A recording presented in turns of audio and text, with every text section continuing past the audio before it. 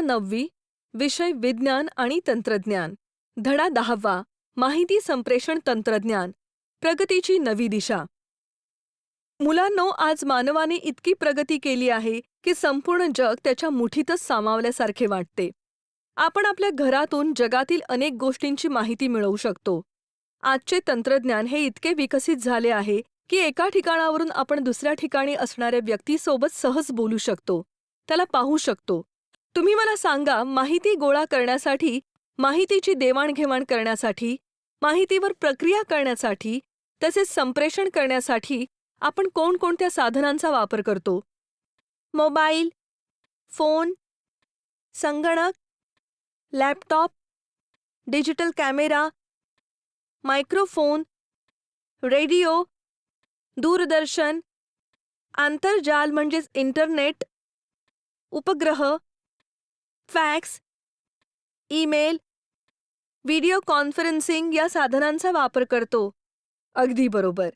सुरुवातीच्या काळात माहितीची देवाणघेवाण करण्यासाठी पत्र किंवा तार या साधनांचा वापर करण्यात येत होता. यात बराच वेळ मोडायचा. आता मात्र मानवाने इतकी प्रगती केली आहे की काही सेकंदातच आपण माहितीची देवाणघेवाण सहज करू शकतो. ही देवाणघेवाण अतिशय जलद होण्यासाठी संगणकाची खूप मदत होते. तर या पाठामध्ये आपण संगणक व माहिती संप्रेषणाची विविध साधने याविषयी माहिती अभ्यासणार आहोत. सर्वप्रथम आपण माहिती संप्रेषण तंत्रज्ञान म्हणजे काय ते जाणून घेऊ. माहिती संप्रेषण तंत्रज्ञान. माहिती संप्रेषण म्हणजे ICT, इन्फॉर्मेशन कम्युनिकेशन टेक्नॉलॉजी. अशा प्रकारे माहिती संप्रेषण तंत्रज्ञान ही संज्ञा बनली आहे. माहिती संप्रेषण तंत्रज्ञानामध्ये साधनांद्वारे माहितीची निर्मिती, साठवणूक, प्रसारण व देवाणघेवाण तसेच माहितीचे व्यवस्थापन व वापर केला जातो. आज विज्ञान व तंत्रज्ञानाने इतक्या जलद गतीने प्रगती केली आहे की त्यामुळे माहितीचा साठा प्रचंड वेगाने वाढतो आहे. उपलब्ध होणाऱ्या नवनवीन माहितीचा परिचय करून घेतला नाही तर आपले ज्ञान कालबाह्य ठरू शकते. आजच्या जगात डॉक्टर, इंजिनियर, अकाउंटंट या सर्वांनाच आपापल्या क्षेत्रातील नवीन गोष्टी सतत जाणून घ्याव्या लागतात. त्यासाठी माहिती संप्रेषण तंत्रज्ञान फार उपयोगी पडते. एखाद्या प्रयोगाचा खर्च जास्त असेल तर माहिती तंत्रज्ञानामुळे तो प्रयोग आपण कृतीसहित पाहू शकतो. त्याचप्रमाणे इंटरनेटसारख्या माध्यमातून आपल्याला विविध माहिती उपलब्ध होते. त्याचप्रमाणे पॉवर पॉइंटसारख्या माध्यमातून प्रेझेंटेशन तयार करता येते व सादरही करता येते.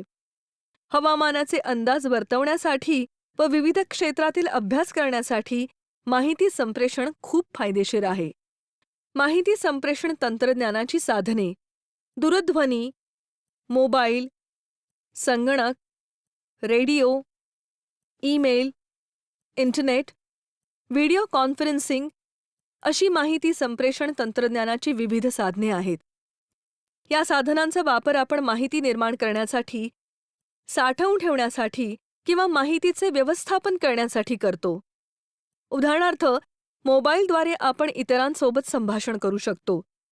तसेच इंटरनेटद्वारे आपण कोणतीही माहिती मिळवू शकतो.